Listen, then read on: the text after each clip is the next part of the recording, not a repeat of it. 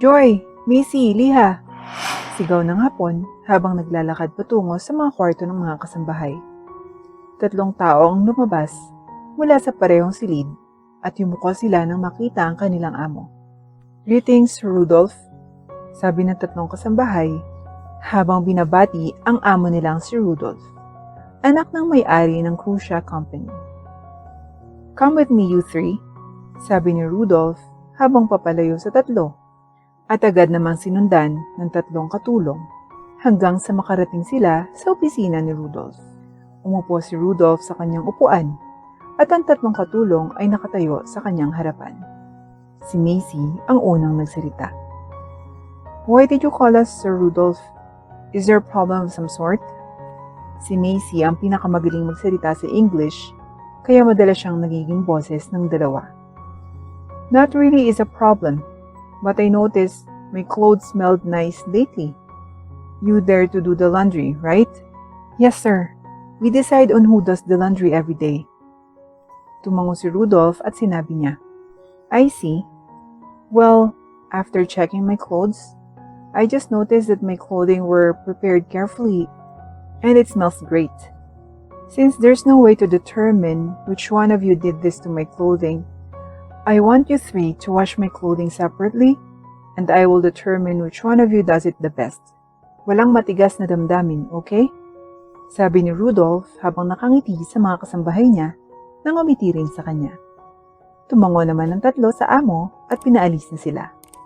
Okay, so sino ang maglalaban ng damit ni Sir Rudolph at kailan? Tanong ni Joy sa mga kasamahan niyang kasambahay. Nagkaroon sila ng maliit na pagpupulong tungkol dito sa loob ng kanilang maliit na silid. At sa huli, napagkasundoan na nila ito. Sige, so ako ang maglalaban ng damit ni Sir ngayon. Si Liha naman ang maglalaban ng damit ni bukas. At ikaw, Joy, ikaw ang maglalaban ng damit ni Sir sa Miraculous. Ang araw pagkatapos ng schedule ni Liha. Deal? Deal. Lumabas si Macy sa kwarto nila at pumasok sa kwarto ni Rudolph. Kinuha niya ang laundry basket at tinungo ang laundry room. Pagkatapos niyang iset up ang washing machine at ihanda ang washing powder, sinimulan niyang ihulog ang maruruming damit dito na bigla niyang napansin na may nahulog sa labas ng itim na pantalon. Dinampot niya ang bagay at laking gulat niya nang makita kung ano ang mga yun. Ito ay isang rolyo ng pera na nakatali sa isang lubid. Sinimulan ni Macy bilangan ng pera at tinuos ang kabuong halaga nito sa loob ng kanyang ulo. Na-convert niya ito sa piso at nalaman niya ang kabuong halaga ng mga nakarol na pera ay nasa 50,000 pesos o higit pa. Lubha siyang nagulat at ito ang unang pagkakataon na nangyari sa kanya ang pangyayaring iyon. Alam niyang responsable at malinis na taong kanyang amo. Nagsimula siyang maglakad para ibalik ito sa amo nang may bigla siyang maalala. Teka, may sakit ang pinsan ko. Magagamit niya ang perang ito. Tiningnan ni Macy ang pera sa kanyang kamay. Napabuntong hininga siya at nag-isip saglit bago niya nilagay ang rolyo ng pera sa loob ng kanyang bulsa at dumiretso sa kanyang silid. Maswerte siya at bumalik na sa trabaho ang ibang mga kasambahay. Walang nakapansin sa kanya habang nilalagay niya ang pera sa ilalim ng kama sa loob ng kanyang sapatos. Bahagyang nakonsyensya si Macy, ngunit desperado na siya. Ang parehong proseso ng mga pangyayari ay nangyari kay Liha. Nang maglilinis pa lang siya ng maruruming damit, may nahulog na maliit na pouch mula sa bulsa ng dibdib ng isang polo. Binuksan niya ito at nagulat siya nang makita na may totoong ginto sa loob nito. Dahil hindi niya napigilan ang sarili niyang kasakiman, kinuha ni Liha ang ginto sa labas ng pouch at itinago sa loob ng kanyang blusa. Ibinalik niya ang pouch sa loob ng blusa at ipinagpatuloy niya ang kanyang ginagawa ng paglilinis ng mga damit ng kanyang amo. Ito ay isang blessing lamang. Kailangan ko ito. Nahanap ko kaya itatago ko. Sabi ni Liha habang inihagis ang blouse sa loob ng washing machine at hinayaang gawin ng sarili nitong gamit. Agad na pumunta si Liha sa kanyang silid at itinago ang ginto sa loob ng kanyang bag. Sa parehong araw, sinabi niya sa iba na lalabas siya para bumili ng grocery. Pero sa totoo lang, lumabas siya para ibento ang ginto kapalit ng pera. Ngumiti ng malawak si Liha at tumalon nang makuha niya ang pera. Yes, mayaman na ako! Sigaw ni Liha na may malapad ng ngiti. Walang alinlangan, sina Liha at Macy ay masasamang tao. Sa wakas, si Joy na ang maglalaban ng damit ng kanyang amo. Hindi siya madalas maglaba dahil siya ang bahala sa pagluluto, pero sumabay siya dito dahil ito ay direktang utos ng kanyang amo. Ganon din ang ginawa ni Joy sa ginawa ng dalawa. Inihanda niya ang lahat, ngunit nagulat siya nang may nahulog sa ibabaw ng sapatos niya at naging ito nang tumama sa lupa. Huh? Aksidenteng nasabi ni Joy sa sarili. Agad niyang kinuha ang bagay at nakita niyang wallet iyon. Anong ginagawa nito dito? Walang tinanong si Joy dahil mag-isa lang siya sa loob ng laundry room. Pinuksan ni Joy ang wallet at nakita agad nito ang ID ng kanyang amo. Nakita niya rin ang abnormal na napakalaking halaga ng pera sa loob nito. Ito ay kay Sir Rudolph, sabi ni Joy na may determinadong ekspresyon sa mukha. Kaya't lumabas siya ng laundry room at dumiretso sa opisina ng kanyang amo. At ikinagulat nito na lalaking nakatingin sa likod ng hidden camera. Sir Rudolph, tawag ni Joy habang kumakatok sa pinto ng opisina ni Rudolph. Naghintay si Joy hanggang sa marinig niya ang katagang "Come in" bago siya pumasok sa kwarto at yumuko sa amo. Yes, what is it, Joy? Tanong ni Rudolph habang binababa ang laptop. Sir, I think this is yours. Nakangiting sabi ni Joy habang binigay ang wallet sa amo. Oh, where did you find this? Sabi ni Rudolph habang tinatanggap ang wallet at tinanong ang kasambahay. It fell while I was preparing to wash your clothes, sir. I think you forgot to take it. Sagot ni Joy. Nagulat siya nang biglang tumawa si Rudolph. All right. Thank you for being honest, Joy. Nakangiting sabi ni Rudolph. Please tell Macy and Liha to come here. Also, can you bring me a cup of coffee? Right away, sir. Ginawa naman ni Joy ang itinuro sa kanya at pinapunta niya sina Macy at Liha sa opisina at sinunod ng dalawa ang kanyang sinabi. Bago siya bumalik sa opisina, naghanda muna si Joy ng isang tasa ng kape. Here's your cup of coffee, sir. Sabi ni Joy habang inilalagay ang tasa ng kape sa mesa ni Rudolph. Salamat, Joy, sabi ni Rudolph bago humigop ng kanyang kape. Now, regarding to why I told you three to come here, Macy, Liha, you three have been very wonderful at your jobs and I appreciate your efforts. But you two are fired. Biglang sabi ni Rudolph sabay ngiti. Huh? Bulalas ng dalawa. Biglang napuno ang kwarto ng reklamo ng dalawa habang si Joy ay nakaupo sa kanyang upuan na kinakabahan habang nilalaro ang kanyang mga daliri. Yung iba, pinaalis sa harap niya. Kinakabahan siya sa mangyayari sa kanya. Bakit po, sir? Just as you said, our performance is great. What did we do wrong? Reklamo ng dalawa, pero biglang kumunot ang noo ni Rudolph sa kanila. You two lied and stole from me. That's what you did wrong. Sabi ni Rudolph na may dismayadong tono at namutla ang mukha ni Macy at Liha. Mabubunyag na ang kanilang ginawa. What? Sir, it's not right to accuse. Accuse? I have evidence here.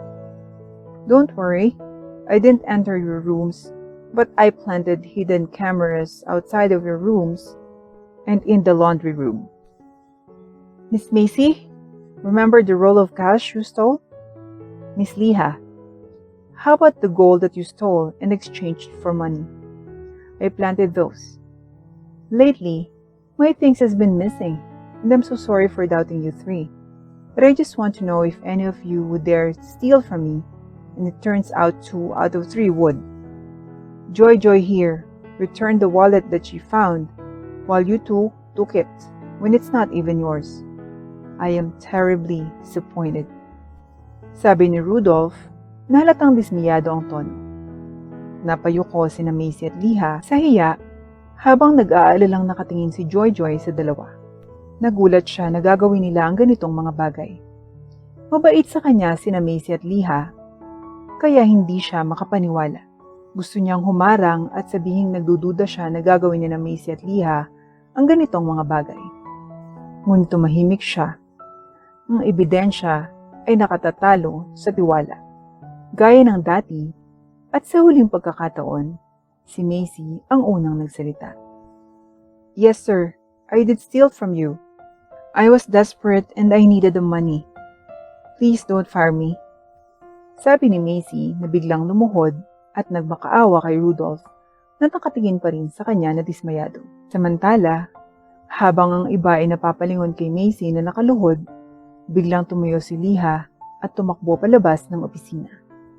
Nalaman na ni Rudolph na tatakas ang dalaga, kaya may inutusan na siyang magbantay ng mga pintuan ng kwarto. Nagulat si Liha nang bigla siyang hawakan ng 2 tao at hindi siya makagalaw. Let me go! Bitawan niyo ako, ang hayop! Sigaw ni Liha. Macy, tulungan mo ako! Best friends tayo, diba? Joy! Pakiusap ni Liha sa mga kaibigan, pero nakatingin lang ang mga ito sa kanya. Macy! Pareho tayo ng kasalanan. Tumakas ka kasama ko. Sigaw ni Liha kay Macy na nag-aalalang tumingin sa kanya. Sorry, Liha. Oo, ginawa natin ang parehong pagkakamali. Kaya naman kailangan nating harapin ang kaninatnan. Sabi ni Macy habang nakayuko. Bumaba din si Liha at sumunod sa mga lalaking nagsabi sa kanya na sundan sila habang si Macy naman ay tumayo at sumunod na rin. Alam na niya ang ginawa niya ay hindi maibabalik at ngayon ay kailangan niyang harapin ang mga kahihinatnan. Dismayadong nakatingin si Joy sa mga kaibigan na pinaalis. Nagulat siya nang marinig niya ang pagpitik ni Rudolph sa kanyang mga daliri. Joy! Tawag ni Rudolph sa dalaga at agad namang tumalikod si Joy para harapin ang amo. Yes, Sir Rudolph. They did this to themselves. They must suffer the consequences of their actions. I just wanted to know who kept stealing from me these past few months. I didn't mean to set you up. I just wanted to know who's honest and who's not. Napabuntong hininga si Joy. That's all right, sir. And because of your honesty, I would like to reward you. Nagulat si Joy. Reward? Sir, you don't have to do that. I just did what I think is right. You don't have to... Biglang tumawa si Rudolph. Ang ganda talaga ng ugali mo. So nice. But you can't reject my reward because I have already enrolled you. Enrolled? Sir, I have already graduated. I'm not talking about school, you silly woman. You see, I have noticed how much effort you put into cooking and how nice your food actually tastes. That's the main reason why I made you in charge of the food. I already enrolled you to cooking class with one of the best chefs in the country. This is my reward for you, and you're not allowed to decline. You will not be working in this house for 3 months. I will provide you with an apartment to live and food and for the next 3 months. I want you to pursue your dreams because being a chef is clearly something you want. Naramdaman ni Joy ang sarili na umiiyak. Nang hindi nag-iisip, hinawakan niya ang amo at niyakap ng mahigpit. Oh my God! Thank you, Sir Rudolph. I'm so grateful. Napasigaw si Joy sa tuwa at nang mapansin ang ginawa niya, ay agad siyang nagdahilan sa sarili at hindi na iwasang mamula ang kanyang pisngi sa kahihiyan. Don't worry, I don't mind. Nakangiting sabi ni Rudolph. Well then, pursue your dream. You deserve it. Ito ang eksaktong mga salita na pinaka-naaalala ni Joy Joy mula sa kanyang amo. Mga salita mula noong 1 taon. Ngayon, hindi na isang kasambahay si Joy Joy, kundi isa na siya sa pinakamagaling na chef sa buong bansa. Nakangiti si Joy Joy habang nakatingin sa kanyang restaurant na kakabukas lang niya ilang araw ang nakalipas.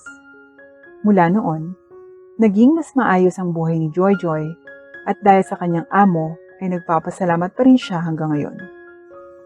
Napabuntong hininga si Joy Joy bago siya pumasok sa kanyang restaurant. Pagpasok sa building ay sinalubong siya ng lahat. Ang mga staff, ang mga customer, ang kanyang pamilya, at higit sa lahat, ang kanyang asawa. "Hello, my dear." Bati sa kanya ng asawa ni Joy Joy. "Kamusta? Work is hectic, but the restaurant is doing fine. And someone special is here to see you." Nakangiting sabi ng asawa ni Joy Joy at nalaman agad ni Joy Joy kung sino ang kausap niya. "He's at table 5, darling." Nagpasalamat si Joy Joy sa asawa bago ito pumunta sa mesa at napangiti ito ng malapad nang makita ang pamilyar na mukha. "Sir!" Sigaw ni Joy Joy. "I told you not to call me. I'm not your boss anymore." Natatawa si Rudolph habang nakatingala kay Joy Joy. "Kumusta, Chef Joy?"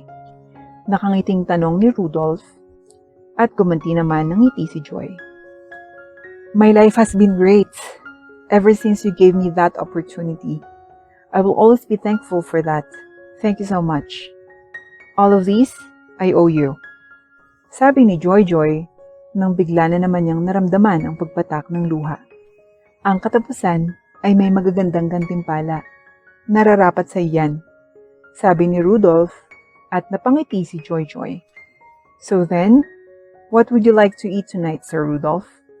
It's on the house, by the way." Well then, can I have a taste of Chef Joy's special dish and a cup of coffee?" "Certainly, sir.